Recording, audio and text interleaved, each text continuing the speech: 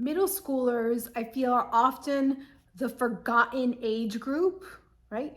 They're fresh out of elementary school, not yet the pressure of college that's looming up ahead.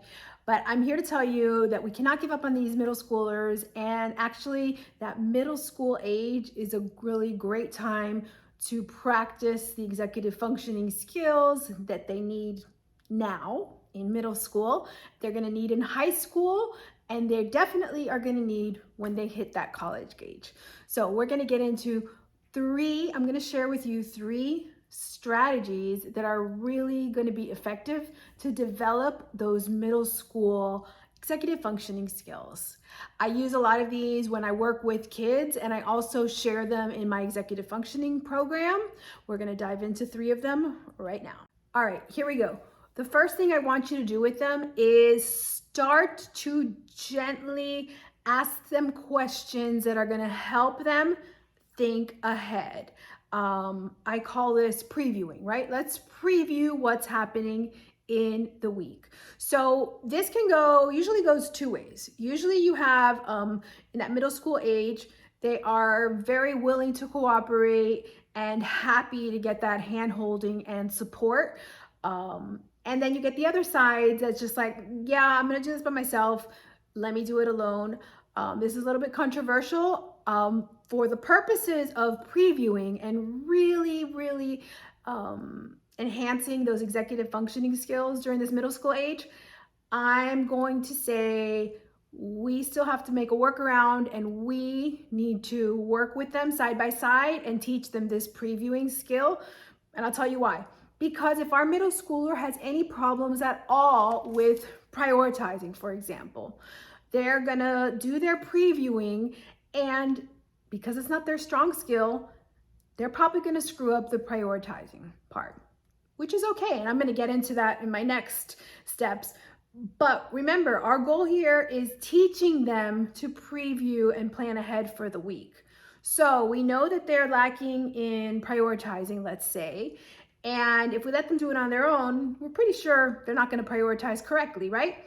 But if we don't step in there, how are they going to learn to get this prioritizing done? You see where I'm going at?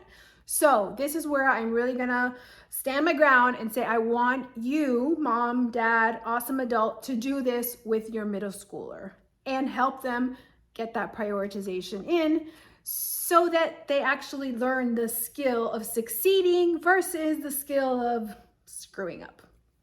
Which leads me to number 2. And here's where I'm going to get crazy. I'm going to tell you, I want you to let them screw up as much as possible. However, when we're intentionally teaching a skill, we need to teach and support, not set them up to screw ups. But in other areas, whenever they're going to screw up, whenever they're going to forget their PE bag, a sneaker, their pants, and it's a game day, their football pants and it's a game day, it's so hard. I'm going to tell you right now, it's so hard. But the best thing you can do for them is to let them make the mistake, let them screw up, let them show up with that missing shoe. And when they do it, because they will do it, I want you to make sure they know you love them. Make sure that you are coming at it from a place of, hey buddy, that was probably really hard that you had to go to the lost and found or beg a friend for an extra shoe so you can play in the game. I wonder, is there anything I can help you with so we can set this up to do it correctly, right? So you're gonna get, well, I could have done this, I could have done this, I could have done this, or you might just get like a grunt. If you do get the grunt, that's fine, let them grunt. You give them kind of choices. Well, maybe a Post-it, maybe just showing up with no shoes. Sometimes a funny one helps, take the edge off. Maybe setting up the night before. You think any of those will help? Just kind of gently nudge so they can kind of, yes, have the screw up, but then you with them debrief so that they can figure out how to do it better next time.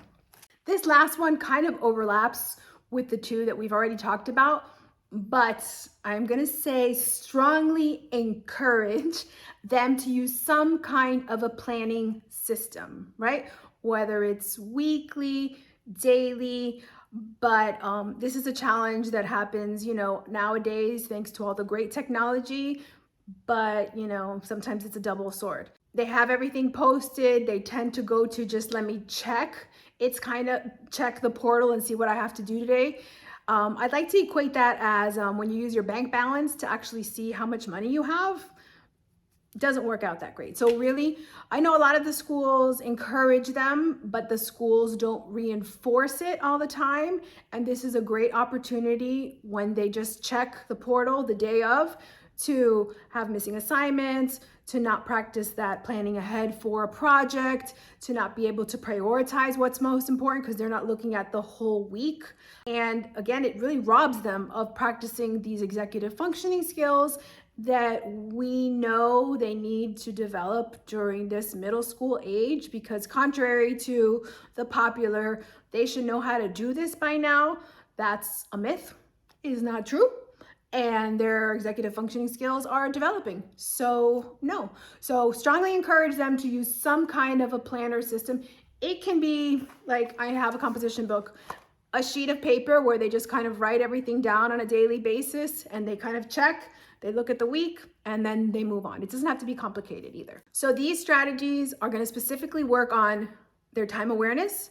It's going to specifically work on their organization, and it's going to specifically work on their working memory. Now, I want you to have a little more information, a little more step-by-step to develop those three. So go ahead, and the next video is exactly where it's going to leave you. It's 3 steps to independence, and we talk about how we wrap all of these skills together so that your middle schooler can be more independent, because that's what they want and that's what you want.